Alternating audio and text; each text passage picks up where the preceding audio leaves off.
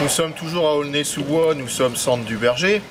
Donc Monsieur David, nous avons parlé de vous dans le début de la vidéo avec Monsieur Gabellica et Monsieur Moser, où j'expliquais que vous faisiez de la communication dans les écoles avec votre petit conteneur. Mais peut-être que vous pouvez nous expliquer un peu plus ce que vous faites au niveau du ramassage des textiles et des déchets en général au niveau de la ville. Bah, disons qu'on applique sur la ville d'Aulnay, nous sommes en extension de tri, donc au niveau de je parle de vous. Hein. Oui, oui, de moi personnellement, oui, donc j'ai beaucoup de consignes à expliquer et à faire des piqûres de rappel au niveau des gens, que tout ce qui est textile ne va pas dans les ordures ménagères, que ça crée du poids, plutôt les mettre dans les bandes textiles relais, de manière à pouvoir créer une économie circulaire dans le sens où ça va créer de l'emploi et en plus ça va permettre de revaloriser le textile. Et en plus, l'avantage, c'est que le textile peut être polluant pour l'environnement. Donc s'il est jeté, il va être soit incinéré, soit brûlé.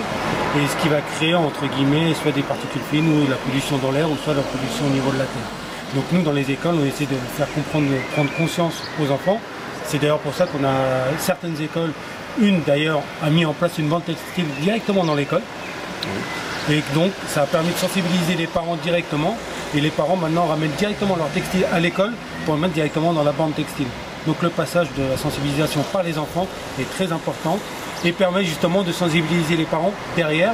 Et après ça permet justement de revaloriser toute la partie textile par le biais des bandes textiles relais. Bien, moi je vous remercie. Moi je vous en prie, c'est avec plaisir.